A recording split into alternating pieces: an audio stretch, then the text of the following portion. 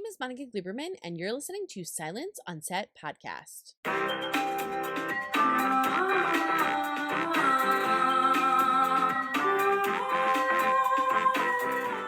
On today's podcast, we're talking to the cast of Dead Ringers, which is a TV series, but it's a modern take on David Cronenberg's 1988 thriller. The series will feature Rachel Weisz, who's playing a double lead role as Elliot and Beverly Mantle, twins who share everything: drugs, lovers, and an unapologetic desire to do whatever it takes, including pushing the boundaries on medical ethics. In an effort to challenge antiquated practices and bring women's healthcare to the forefront, this show challenges everything you ever thought you knew about women and their health. So, to start us off, here's Jennifer Ehle and Emily Meade. I wanted to start off first with, this show is extremely graphic, I feel like in a positive way, in terms of showing real life women, how they actually give birth and things that they have to do in order to do that. Your characters are very instrumental in helping in terms of financially and encouraging the other women and things like that. So for both of you, why was it so important to be in a show that was as graphic and as specific as this one? Well, for me, it was just a bonus that it was all of those things. I mean, I think I would have done anything that Alice Birch was attached to or that Rachel Weisz was attached to. The fact that it was the two of them together and it was,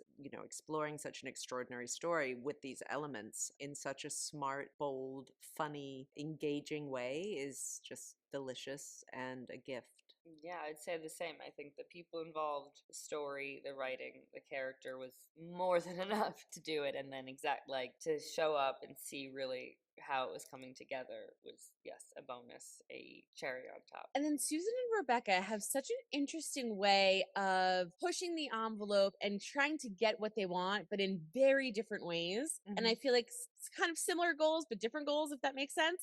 In terms of financially and whether or not, these women can have children and things like that. So for both of you, I wanted to know about your characters and how you view them throughout this process. So like Jennifer, for Rebecca, she's very financially focused throughout the season and makes certain choices based off that. Whereas Emily, for Susan, I feel like it's a little more empathetic in terms of the women, but she is still thinking about business in her decision. Yeah, I mean, my character, Rebecca, is, as you say, financially driven. That is her focus. That is what she wants to know, whether this is a good investment or not, whether these twins are a good investment. And her financial advisor tells her they are, both brilliant and they're both liabilities in different ways. Yeah, and I think Susan, yes, she's a really interesting sort of confusing character, because in some ways it feels like she's this pure of heart, innocent, childlike person who just wants, to bring babies into the world. And I think she does, but I think a lot of that's from a sort of stunted, maybe self-serving place of,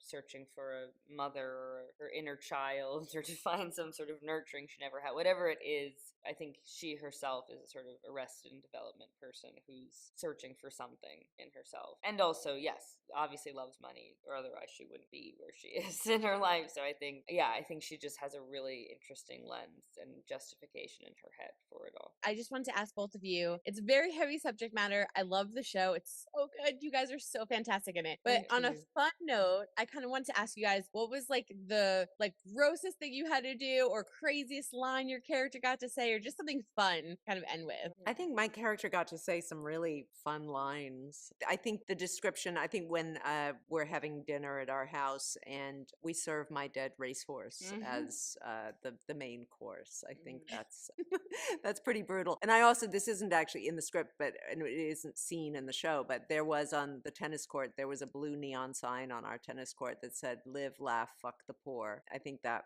was a pretty good illustration of who my character is. And it was worse that the horse had a name. Yes, of course. Well, I mean, you're gonna have a racehorse and not name it. You don't see much of it, but Susan does a lot of gross things with food. She plays with her food a lot. She drinks a lot of milk. That in and of itself is pretty gross. And I actually got to push someone down a hill in a scene that didn't make the cut, but in that bizarre game we play. So that was a really interesting, gross sort of side of Susan that we will never know just behind the scenes. Up next is Britne Oldford. So I wanted to know, for you, why do you think she has such a hard time kind of dealing with both sisters? Like, she has various kind of issues with each one, I think, throughout, the show. I think it's difficult for Genevieve to figure out where she fits in that situation because of their dynamic, because of Beverly and Elliot's dynamic, and it's very close, and some might say toxic from an observational perspective when getting involved. I think that Genevieve starts to bring that out in them. So yeah, I think she's just understandably trying to figure out what's going on. And what do you think makes her stay? I mean, like ultimately kind of stay in their lives one way or the other and not just walk away altogether. I think love makes us do crazy things and can have a pull that at times isn't necessarily the healthiest for everyone involved. But yeah, love is complicated. And I wanted to know too, like, what was one of your favorite scenes? Because you have such great like moments throughout the show. I'm like, yes, and I was like yelling out loud when you were like your character saying certain things. I'm like, yes, girl, like sing it. And she's very strong and independent. So I kind of want to know like what some of your favorite scenes are, what you're looking forward to that you can kind of hint, and then ultimately, what can you kind of tell us about the show and your kind of view of it? I think that one of my favorite scenes, and there are snippets in the trailer, would be in when I'm in that like green dress. That number was, and we actually did film at the Beekman, and it's Beverly and Genevieve sort of connecting and talking for the first time, and you're feeling the electricity and the chemistry, and the show. I mean, it's a provocative, fascinating story that it's something that hasn't been told yet. It's a new, very fresh thing, and it's quite the beast to behold. It's a wild ride, and I hope that people love it as much as I do. I wanted to know for you too, was it fun or difficult to play with Rachel where she's playing two characters at the same time? Because I know that they would film one scene and then stop and film the other. So how did you as Genevieve kind of deal with that too? Filming with the twins, and more is more for me. I'm a very like indulgent, go big or go home person. So for me, oh yeah, it was really, really fun on set. And when you nailed it, when you got like the technical aspects of it, it was everything. And finally, here's Poppy Liu. I'm so excited to talk with you about Greta because she's so weird and cool and odd and fun and quirky. So I want to know, did you create like a backstory for her? Because a lot of what's going on and the things that she's doing make no sense until it does, without giving anything away. You like come up with a reason as to why she's doing things like that? Definitely. I mean, I think with any character, like you kind of have to like you have to flesh out sort of the entirety of their life and stuff. But I feel like with Greta, like more than ever, you really need a robust backstory because if not, like everything she's doing makes no sense and is really weird and strange and scary. So like I think I had to root it in something that felt really grounded. So yeah, what can I say without giving the ending away? I think she does a lot of what she does to cope with trauma. And I think, she could have just found a really good therapist instead, but she didn't. She decided to do this. Yeah. She decided to collect weird objects.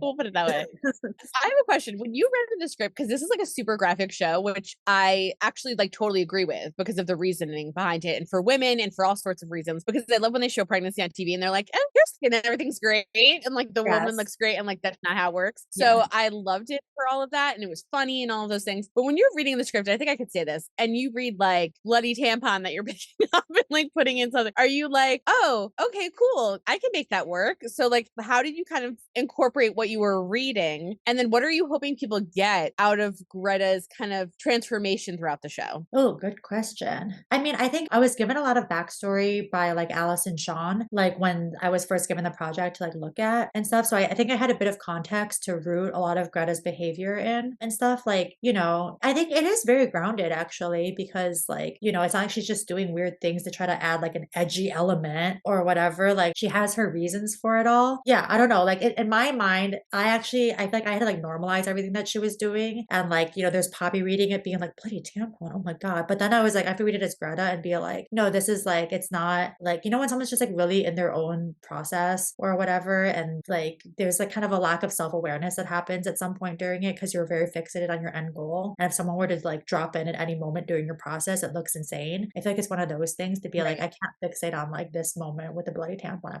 have to fixate on like the end goal of where she's getting to. And this is just a means. And like, in the meantime, because of the means, you end up sometimes looking like a serial killer. So, but I had I try to like, I have to like hold her with compassion. And again, like, I just see it as kind of a bit of a maladapted coping mechanism. And so I think I feel tenderly towards Greta. She's trying her best. And the journey that she has like throughout the whole thing. Yeah. And I think like the way that it's written too, like I like that you just like they just drop these unexplained images and like Greta you barely even hear her. Like she says so little until the very end, in which she says a lot and like shares a bunch. Yeah, I love that they just kind of like leave this little like weird trail of breadcrumbs for the viewers to watch to just be like, it feels like you're leading me into a dungeon. You know, I don't know. I have like a lot of love for her. Hope you guys enjoyed listening to the cast of the psychological thriller Dead Ringers talk about the modern take on David Cronenberg's thriller and what we should all expect about pushing the boundaries of medical ethics. All 6 episodes will premiere exclusively on Prime Video on April 21st in more than 240 countries and territories worldwide, so make sure you go and check it out. And don't forget to hit the subscribe button so you're updated on all of our latest podcasts, and head over to our YouTube channel, hit subscribe so you're updated on all of our video content.